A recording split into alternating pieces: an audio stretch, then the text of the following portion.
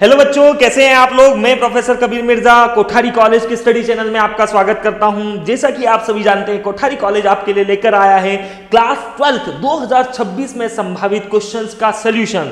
जी हां, जिससे आप पा सकते हैं ए ग्रेड से A++ ग्रेड पाने में आपको बहुत हेल्प मिलेगी। लास्ट लेक्चर में आपने फिजिक्स में 2 टॉपिक हमने देखे थे।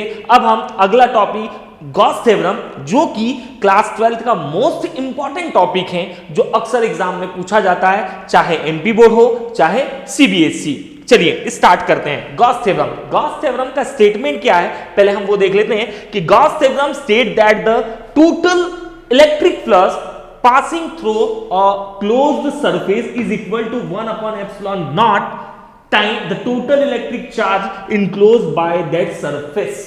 या मैं ये कहूं कि किसी बंद पृष्ठ से गुजरने वाला संपूर्ण विद्युत फ्लक्स उस पृष्ठ पर स्थित कुल विद्युत आवेश का 1/epsilon गुना होता है। ठीक है, चलिए देखते हैं क्या होगा। अब देखिए, संपूर्ण विद्युत फ्लक्स मतलब पूरे अगर हम क्राइटेरिया की बात करें तो इतना निकालना इजीली पॉसिबल नहीं होता है। तब हम क्या करते हैं, उसका एक छोटा सा पार्ट लेते हैं।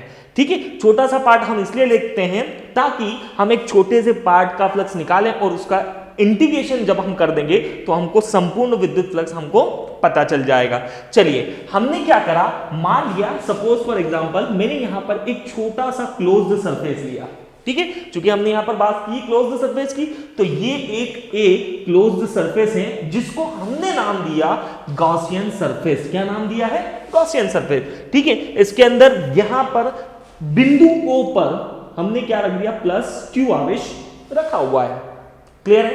अब इस बिंदु O से R दूरी पर, ये हम चले R दूरी पर, यहां पर कोई बिंदु क्या है, P है, और इसकी विद्युत क्षेत्रता क्या है, E है। तो हमने इसको थोड़ा सा आगे बना दिया, ये आपकी विद्युत क्षेत्रता E है।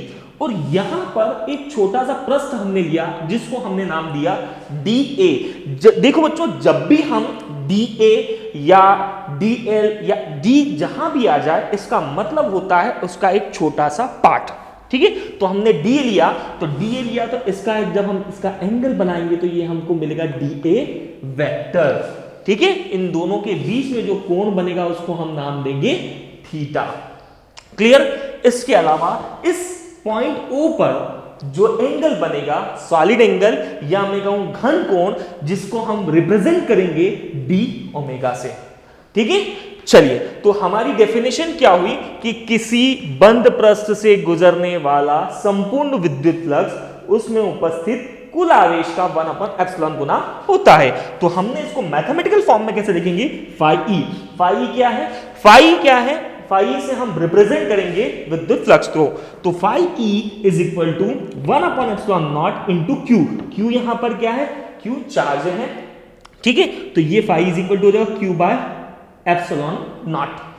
ठीक है, क्लियर? चलिए, अब हम आगे बढ़ते हैं। अब हमने क्या माना कि +q पर पॉइंट पर जो इलेक्ट्रिक फील्ड होगा वो कितना होगा, E is equal to total electric field की बात कर रहे हैं, तो वो होगा 1/4π Q/r²।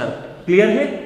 ठीक, अब हम बात करेंगे the solid angle subtended bye DA point P या O, सॉरी, तो जिसके लिए DA द्वारा पॉइंट O पर बना घन कोण, अब हम इसकी बात करेंगे d ओमेगा। तो d ओमेगा की वैल्यू क्या होगी, d omega is equal to होगा DA cos θ/r²। तो इस घन कोण की वैल्यू क्या आएगी, d omega is equal to DA cos θ/r²। Clear है? अब नेक्स्ट हम क्या करेंगे, संपूर्ण विद्युत फ्लक्स की बात करें। The total electric flux through DA या DA से गुजरने वाला संपूर्ण विद्युत फ्लक्स को हम रिप्रेजेंट करेंगे d phi E is equal to E dot DA vector. किससे रिप्रेजेंट करेंगे, E vector dot DA vector से। क्लियर है? अब हमने पढ़ा है कि A vector dot B vector is equal to होता है AB cos थीटा। इसके इक्वल होता है AB cos थीटा के। तो इस फॉर्म को हम इस फॉर्मेट में करेंगे तो ये हो जाएगा d phi E is equal to E dot DA cos theta. Clear? अब हमको E की वैल्यू पता है, तो E की वैल्यू क्या है हमारे पास, 1/4π Q/r²। ये वैल्यू उठा के हमने कहां रख दी, यहां रख दी। तो ये हो जाएगा d phi E is equal to 1/4 4 pi epsilon naught Q by R square D A cos theta. चले एक काम करते हैं, इस क्यू को हम यहां कर लेते हैं, तो ये क्या हो जाएगा D phi E is equal to Q by 4 pi epsilon naught. ठीक है, कोई प्रॉब्लम नहीं। चले, और डी ए कॉस थीटा, इस आर को इसके नीचे अगर हम कर दें तो ये हमारे पास इक्वेशन क्या बनेगी, इक्वेशन हमारे पास बनेगी D phi E is equal to Q by 4 pi epsilon naught D A cos theta by R square. ऐसा हमने क्यों किया, क्योंकि ये D A cos theta by R square की वैल्यू हम ऑलरेडी निकाल चुके हैं, जो कि किसके बराबर है, डी ओमेगा के बराबर है। तो हम क्या करेंगे, इसकी प्लेस पर क्या रख देंगे, डी ओमेगा। तो हमको क्या मिलेगा, D phi E is equal to Q by 4 pi epsilon naught D omega. Clear है। अब हम क्या करेंगे, the total electric field flux passing through existing surface, या मैं कहूं संपूर्ण पृष्ठ से गुजरने वाला विद्युत फ्लक्स। ठीक है,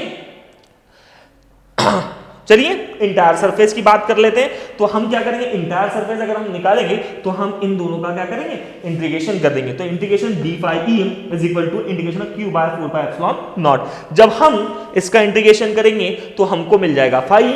अब Q by 4 pi epsilon naught तो कॉमन है हमारे पास, ठीक है, कांस्टेंट वैल्यू है, तो इस कांस्टेंट वैल्यू को हम क्या करेंगे, बाहर करेंगे, तो ये मिलेगा phi E is equal to Q by 4 pi epsilon naught, अंदर बचा इंटीग्रेशन ऑफ डी ओमेगा। अब ये इंटीग्रेशन ऑफ डी ओमेगा जो होता है, इसकी वैल्यू होती है 4 पाई के बराबर। कितनी होती है, 4 पाई। ठीक है, तो ये वैल्यू उठा के हम इस इक्वेशन में रख देते हैं। ठीक, तो ये हो जाएगा phi E is equal to Q by 4 pi epsilon naught into 4 pi. क्या होगा, ये 4 पाई से 4 पाई क्या हो गया, कैंसिल हो गया। तो हमारे पास क्या बचा, phi E is equal to Q by epsilon naught. यही हमारे लिए गॉस की थ्योरम है। आई होप आपको ये क्वेश्चन समझ में आया होगा। बहुत इंपॉर्टेंट क्वेश्चन है, अक्सर ये एग्जाम में पूछा जाता है। Thank you so much.